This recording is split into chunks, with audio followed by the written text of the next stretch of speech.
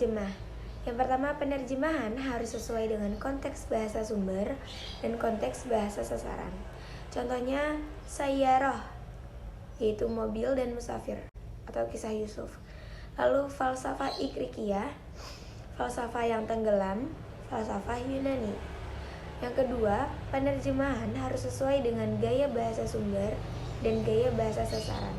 Contoh, kaidah nahwiyah.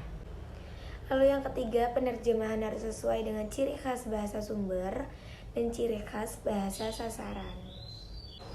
Secara umum, makna yang terkandung dalam setiap bahasa dapat dikelompokkan menjadi beberapa bagian. Yang pertama yaitu ada makna leksikal, yaitu makna yang unsur-unsur bahasa sebagai lambang atau peristiwa dan lain sebagainya. Makna leksikal ini juga disebut makna yang ada dalam kamus, mengingat makna yang ada dalam kamus lepas dari penggunaannya atau konteksnya. Lalu yang kedua ada makna gramatikal, yaitu hubungan antar unsur-unsur bahasa dalam satuan yang lebih besar, misalnya hubungan suatu kata dalam frasa atau klausula. Lalu selanjutnya ada makna kontekstual dan situasional. Makna kontekstual ada hubungan antara ujaran dan situasi di mana ujaran itu dipakai. Dengan kata lain, makna kontekstual ialah makna suatu kata yang dikaitkan dengan situasi pengguna bahasa. Lalu yang terakhir ada makna tekstual, yaitu berkaitan dengan isi suatu teks atau wacana. Perbedaan jenis teks dapat menimbulkan makna suatu kata menjadi berbeda.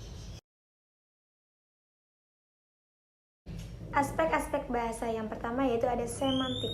Sema dari bahasa Yunani yang artinya tanda atau lambang, yaitu cabang linguistik yang membahas arti dan makna. Semantik erat kaitannya dengan sosiologi, antropologi, filsafat, dan psikologi. Menerjemahkan berdasarkan kontekstual, menyatukan gramatikal teks dengan aspek konstekstual. Selanjutnya ada morfologi yang berarti sorof atau perubahan kata. Nah, contohnya adalah morf doroba dari morfem fa'ala. Morf yang berarti sigot, lalu morfem itu dari waza. Selanjutnya ada sintaksis, yaitu mengkaji struktur frase dan kalimat, hubungan antar kata, dan hubungan antar kalimat. Unsur-unsur terjemah yang pertama ada bahasa sumber, yaitu menggunakan bahasa pengarang aslinya atau bahasa Arab. Adanya istilah yang sesuai dengan ilmu yang dibahas. Penerjemah harus mempunyai kapabilitas pengetahuan terhadap buku sains yang diterjemahkannya. Yang kedua ada bahasa sasaran, yaitu bahasa terjemahan tempat pesan gagasan itu tertuang. Istilah-istilah yang diterjemahkan sesuai dengan maknanya. Penerjemah harus menguasai bahasa sasaran. Selanjutnya ada pesan, yaitu pengalihan pesan dari bahasa asli ke bahasa sasaran adalah inti dari proses menerjemah. Lalu dilakukan dengan sedekat dan sehalus mungkin kata dan makna dalam menerjemahkannya. Setelah itu adanya analisa teks agar mencegah kesalahan menerjemah. Yang terakhir ada padanan, yaitu kesetaraan makna kalimat atau kata antara bahasa asli dengan bahasa sasaran, dan juga tidak berubahnya makna kiasan maupun makna gramatikal dalam bahasa aslinya. Lalu selanjutnya ada proses menerjemah, yaitu dimulai dari penjagaan, analisa, lalu kemudian di pemahaman, setelah itu peristilahan, lalu perakitan, setelah itu pengecekan, dan yang terakhir adalah diskusi hasil dari penerjemahan tersebut. Urgensitas terjemah dalam ekonomi Islam. Menguasai terjemah bahasa Arab merupakan hal penting bagi mahasiswa perbankan syariah. Sebagaimana pepatah Arab mengatakan, al-lughah miftahul ulum, yaitu bahasa adalah kunci untuk mendapatkan segala ilmu, dan perbankan syariah termasuk di dalamnya. Syarat untuk menguasai perbankan syariah adalah harus memahami segala landasan, prinsip, dan desainnya yang sesuai syariah. Penguasaan terjemah bahasa Arab sangat diperlukan untuk menggali sumber-sumber utama hukum Islam. landasan, prinsip, dan implementasinya, sehingga terjemah bahasa Arab adalah jalan untuk mencapai syarat tersebut. Macam-macam terjemah. Yang pertama, terjemah fauriyah, yaitu terjemah langsung atau terjemah lisan. Terjemah langsung adalah terjemah yang dilakukan secara langsung atau tanpa suatu persiapan, seperti interpreter yang menerjemahkan atau meringkas pidato, diskusi, atau seminar. Jika demikian, yang lebih tepat adalah merupakan jenis terjemahan yang dihadirkan langsung begitu teks sumber selesai diucapkan atau dituliskan. Adapun sebaliknya, terdapat juga terjemah tidak langsung atau al-tarjamah al-tadriyah. Model ini sering disebut dengan terjemah biasa atau tidak langsung, artinya penerjemah yang dilakukan dengan persiapan terlebih dahulu. Lalu yang kedua ada terjemah huriyah, yaitu terjemah bebas tanpa terikat alih bahasa kata apapun kalimat. Nah, tujuan penerjemahan menyampaikan makna yang terkandung di dalam teks, sangat memperhatikan pesan dalam teks, dan juga gaya terjemah menuntut penerjemah untuk kreatif dalam mengalihbahasakannya agar enak dibaca. Lalu keluar dari penerjemah berdasar kaedah nahwiyah.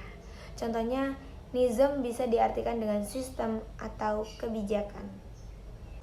Nah, lalu yang ketiga ada terjemah harfiah, yaitu pengalihan bahasa sesuai dengan urutan kata bahasa sumber atau mana al-qatah. Nah, bisa disebut juga upaya penerjemahan dengan menggunakan kamus atau as-sabuni. Lalu tata cara ini tidak ubahnya dengan sekedar mencari padanan kata atau zarkani. Sebutan lain untuk terjemahan harfiah yaitu terjemah lafziyah atau musawiyah, mana al-qatah. Nah, fokus ke terjemah per kata dan menjadi kaku. Kelemahannya menyebabkan pengkaburan makna dari pesan. Contohnya, sayyaroh yang berarti mobil. Lalu yang keempat ada terjemah maknawiyah, disebut juga terjemah tafsiriyah, yaitu alih bahasa tanpa terikat dengan urutan kata atau susunan kalimat, bahasa sumber atau mana al-qatah. Nah, mengutamakan penyampaian makna daripada arti perkata. Contohnya, al-falsafah al-igrokiyah, yaitu filsafat Yunani. Lalu sayyaroh dalam surat Yusuf, yaitu musafir. Yang terakhir yaitu ada terjemah mumatsilah, yaitu menerjemahkan dengan menggunakan bahasa yang sama. Lalu bahasa sumber dengan bahasa sasaran satu bahasa. Lalu menerjemahkan dan menjelaskan pesan yang terkandung dalam teks dengan satu bahasa. Uslub atau gaya tulisan bahasa Arab, salah satu ciri pembeda antara satu bahasa dengan lainnya adalah pola atau bentuk kalimat khusus. Bisa juga disebut gaya bahasa. Nah, dalam bahasa Arab, bentuk kalimat khusus atau gaya bahasa ini disebut uslub. Bentuk jamaknya yaitu asalib. Asalib al-Arabiyah perlu menjadi materi khusus dalam pembelajaran bahasa Arab bagi kalangan non-Arab. Karena tanpa memperhatikan bentuk kalimat khusus, nampak ada kejanggalan saat menerjemahkan kalimat bahasa Arab ke bahasa Indonesia atau bahasa lainnya. Terjemahan tersebut tidak lantas menjadi bahasa Arab, tapi bahasa Indonesia yang diarabkan, atau bahasa Jawa, Madura, dan sebagainya. Nah, secara tekstual saja. Uslub sarti, yaitu kalimat yang di dalamnya terdapat adah, yakni perangkat, baik berupa huruf, lafaz, atau apa saja namanya, yang dengan perangkat ini terjadi ikatan antara dua kalimat. Selanjutnya ada uslub qasam. Termasuk dari beberapa uslub taukid adalah uslub qasam, yang meliputi adat qasam, muqassamam bihi, muqassam alaihi, atau disebut juga jawab qasam.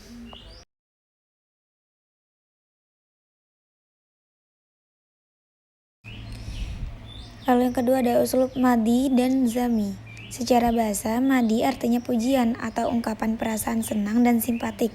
Sedangkan zami adalah antonim madi, yakni ungkapan kebencian dan tidak simpatik.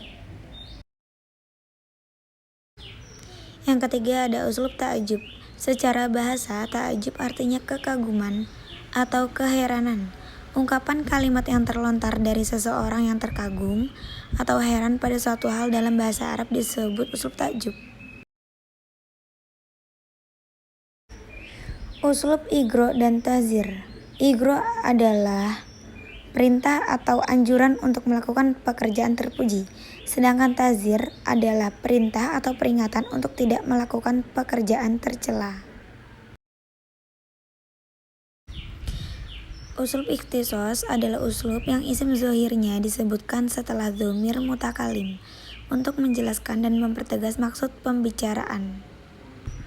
Uslub istighosah. Secara bahasa, istighosah adalah bentuk masdar dari fi'il yang artinya meminta pertolongan atau bantuan.